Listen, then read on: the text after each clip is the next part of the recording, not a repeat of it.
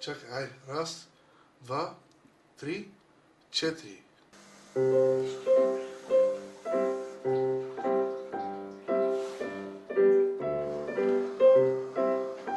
Аз съм Нени и съм на 10 години. Внук съм на Нено Илиев. Аз наистина се гордея с моя дядо. Много ми е интересен живота на дядо. Има много въпроси. Къде е живял? Къде е учил? Как се запозна с баба? Как е започнал да свири? Къде се намираме? Тук е Коневица, един стар софийски квартал. Преди години имаше къщи. Да. И някъде тук се намираше и нашата къща. И преди много години още комунистите дойдеха тук и разрушиха къщите ни и ни дадаха апартаменти. Иначе тук сме се родили ние, и майка ми, и баща ми, моите предци. От тук сме тръгнали ние. Весело ли беше? Ами тук имаше всеки ден купон. Имаше много сватби, много банкети. Тогава се правиха разни кръщенета. Всеки ден имаше по нещо.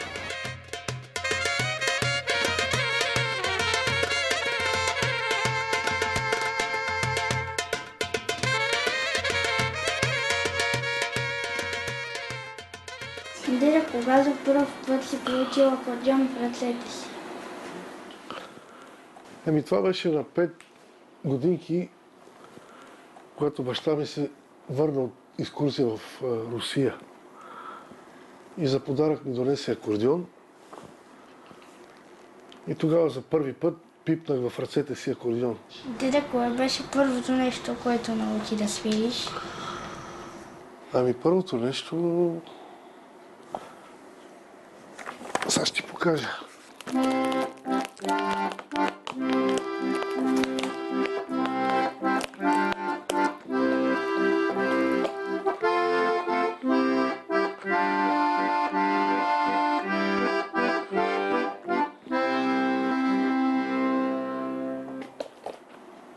В началото нямах учители и сам се обучавах с акордеона. В по-късен етап се запознах с една учителка, която ми помогна малко. Научи ме на ноти. Това е моето училище. Значи тук съм получил моето образование от 1 до 11 клас.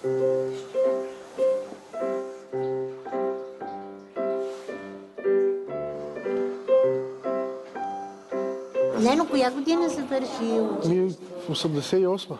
1900? Миналия век. Тук нещо пише. Какво пише? Чакай, че не съм чел отдавна. Кабинет музикален. Музика.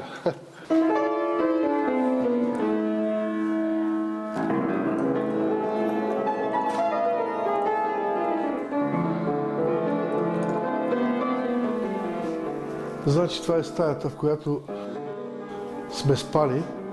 Малко не е в същия вид, в който я оставих, обаче сега е променена, по-добре е направена. В смисъл, условията са много по-добри, отколкото когато ние учихме. А това е моята класна стая. Тук съм учил от 3 до 7 клас. Супер! Чувствам се на На 10 годинки. Я виж тук какво има. Това е машина, предполагам. Ами не знам, ти ще кажеш. Да, машина за писане. Просто всичко, което ми е трябвало, съм го имал тук, така че нищо не ми е липсвало. Кога за първ път срещна баба? Аз ходих в Кюстендил на 17-18 години и там се запознахме. Там ходих да свира с колеги. Как разбрах, че това ще е моят човек? Хайде де. Видях, че тя е един добър човек и реших, че с нея можем да направим едно чудесно семейство.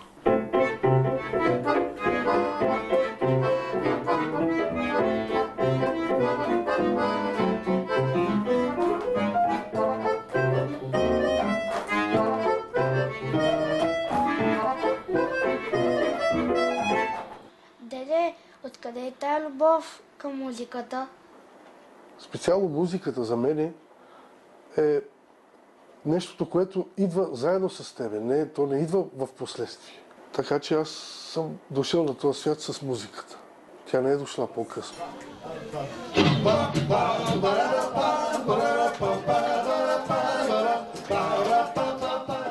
Дали я виждам, ако се съди по това, че в мислите ми постоянно е музиката, може би я виждам, да.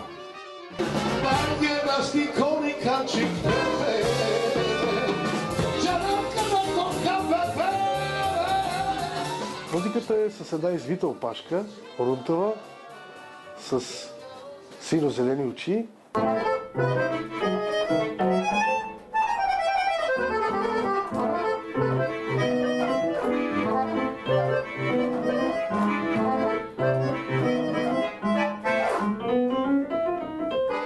С Нено и си имаме такова едно музикално приятелство, което според мен ни държи на някакъв такъв...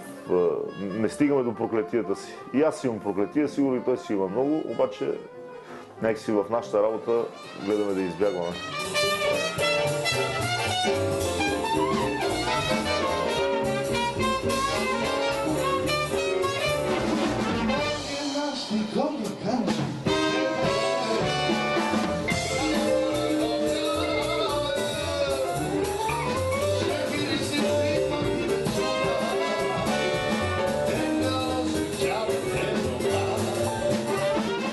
Моята музика приемат хора, които са по-открити и по-отворени да слушат различна музика, защото моята музика не е традиционална. Аз съм събрал много стилове и ги комбинирам.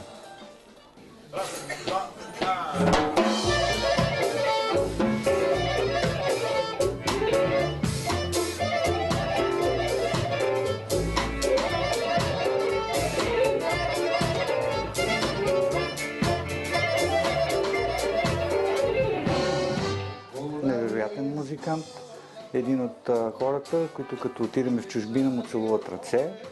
Значи аз съм обиколил доста държави, почти навсякъде съм бил из Европа. А като впечатление ми направи един концерт в Кипър. Не знам какво точно е направил на непознатите хора. Искам и на мен да ми каже точно как се случва тая работа. И просто хората, буквално не си седяха по местата. Всичко беше право. И се кефиха много тогава на този концерт. И наистина ми остана като незабравим спомен.